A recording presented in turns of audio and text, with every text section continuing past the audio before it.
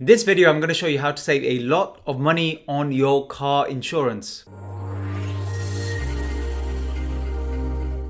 Hello everyone, it's Sajad. Hope you're doing well. I've not done a finance video in a while. I have a few on the channel, but I thought in the current climate, this one might be good. So I'll share with you some of the tactics and strategies I've used to save a lot of money on car insurance. So first things first, if you already have existing car insurance, even then you can use some of these strategies and you may be able to get a little bit of a refund, so consider that. And by the way, if you're using any of these techniques, you found them useful, please comment below. I'm interested to see how much it actually helps you as well. So let's get straight into it. First of all, just an overview, the insurance game. So car insurance is a bit of a game, to be honest with you, and you have to realize that the insurance companies, first of all, a lot of them are umbrella companies. So there'll be one larger company and they'll have a few smaller companies that they're all underwriters for. So it's kind of like, even though you're on a comparison site, you're seeing different companies. It's all the kind of the same thing a lot of the time. So you'll get companies like Admiral, but several different subversions of Admiral. So what's my point with this? My point is, don't worry too much about staying with the same company for the rest of your life. You do not need to do that. That's an old school way of thinking. Be prepared to keep changing your company regularly every single year like I do. And I've not had any issues with that at all. And I always save money by doing that. And to the insurers, you're just a figure on a spreadsheet. Let's be honest. So you don't owe anything to them at all. It's in your interest to save as much money as possible, even if that means bending the truth slightly, because honestly, they're not going to do much for you and they'll play the same games with you if you ever were to actually make a claim anyway. So change is good. It's okay to make changes in your life. It's actually a very good thing. Most people are resistant to that. I notice that with my parents every year when it comes to their insurance renewal, and I'm advising them to change companies, and they're like, oh, I don't want to stay with the same, I want to be with the same company, I like them. And when I ask them what their existing company is called, they never know the answer. In fact, I'm asking you right now, do you know what your current car insurer is? What's the name of the car insurer? If you don't know, then you're just like me. You probably don't need to know anyway. You just want to get a decent price. So what strategies can you actually use? First tip is you have to use comparison sites. So I'll show you one in just a minute. This is one I use. So recently I took out new car insurance. This is comparethemarket.com, and they sift through all of the insurance providers. Now there are other kind of comparison sites you can use as well, but you have to use this. That's not up for discussion. You need to use some sort of comparison site. The same goes for your electricity and your gas as well. So this is an example of some of the quotes I got. So when I insured my Maserati Gran Turismo Sport earlier in September, it's a big car with a big engine. It's a 4.7 litre V8, so it should be very expensive. And unfortunately, we live in an area, South Manchester is nice, but there are still a lot of burglaries and things like that. So it's not great either. And the quotes I was getting, I'll show you here. So these are annual quotes. I was getting around 1,000 for the whole year. So this stuff does work, but only if you do your research. So what's my next tip? Job status. So in the comparison site, it will ask you what your current job role is at the moment, and then you can put, self-employed or full-time employment, and then it will ask you what kind of sector you work in. Now for me, I can actually say it's a lot of different sectors because I do a lot of different things. I have different businesses. So you can play around with that. And what I found was if you change the role, for example, let's say you're an accountant, but you also have a business, so you might be a company director as well, or you can call yourself a company advisor or whatever you like. Play around with that. And sometimes I've noticed dramatic differences in the quote. Remember, at the end of the day, the insurer does not really care what you do, and it's not really going to make any difference. So have a good look through the drop down menu, and if there's something else that describes you well in terms of a job role, play around with it and see what price you eventually get. Next one, in a section of the quote, it'll ask whether you have use of other cars. I highly recommend you saying yes, you do, because again, the insurers, there's no way they can actually check this. And if you have other cars in the household, if you're fully comprehensive in terms of your insurance anyway, you can actually drive somebody else's car in the household if they also have a fully comprehensive insurance.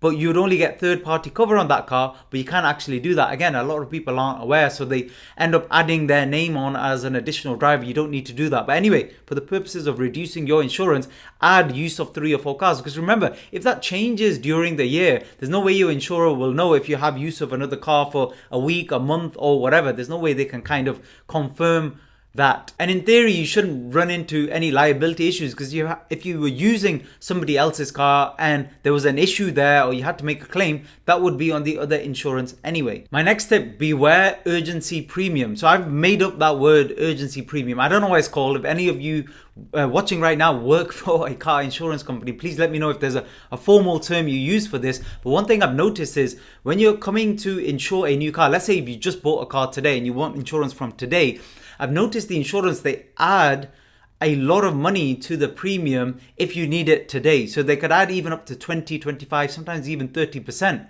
If you wait and you actually insure it from 2 or 3 days time or even 7 days time, it gets a lot cheaper. So be very, very careful about that. If you're coming up for renewal and you're searching around, never do the search from today. Just don't use your car for 2-3 days, but so let's say today is Wednesday. Set it as the quote will begin from Saturday or Sunday or Monday or the next week. Try that and you'll notice a dramatic reduction. Another thing to note with regards to that, there is a cooling off period, usually of 14 days with most insurers. So if you take out insurance immediately and you find out during that period you actually change your mind or you get a better quote, you could cancel, and usually the cancellation fee is very small. It's only around 20 or 25 pounds here in the UK, and they'll only charge you kind of like pro rata. So the number of days you had actually been insured, let's say it was 3 days, the most you might have paid for car insurance for those 3 days might only be 10 or 15 pounds. That's the only way they can do it so that it's fair, so they won't overcharge you. So you'll be paying the 10 or 15 pounds to be insured and the 25 pound cancellation fee, which sounds like a lot, but if your quote's coming out to 1,000 or 1,500 or 2,000, it's not that much at all. So the technique I use, let's say I'm buying a car, is I just get insurance on the same day from whatever random company. Then I go home and I research and I set it so that my car is only to be insured from 5 days later. And that quote is usually, like I said, 20 or 30% lower. And then I cancel the initial one. Now, if you're losing track here, don't worry. What I tend to do here, as you can see, is I make some notes on when I took out the insurance, the policy number, the phone number I need to call to cancel, and it's all very clear, and I put on a date when I need to call that company. So just do that so you don't lose track of it, and then it should be very easy for you to do. It's a little bit of extra work, but it could save you many hundreds, maybe even over £500 with your new car insurance. My next tip, shop around for monthly options. So what do I mean by that? Well, obviously it's cheaper to take your car insurance annually, to make that one payment rather than spread it over months, because then they will charge interest. But shop around, because I've noticed that if you did have to do it monthly, and I did this for a family member recently, you can actually get a very, very low interest rate with certain companies, and whilst other companies are a lot higher, so APR might be 20-25% upwards, but with some companies it can be as low as 5%. So if your car insurance was 1,000, if you paid it monthly, you might only ever pay 1,050 over the entire year, which is nothing really in terms of interest. So shop around on the monthly options, and when you're in your comparison site, actually select monthly options rather than annual to compare the prices from the drop down. Next tip, multi-car options. You'll find that the insurers ram this down your throat. They'll always be asking if you have other cars at home you want to insure. Now I've found in my experience, you can save money by doing this. They will give you a really good deal on second and third cars.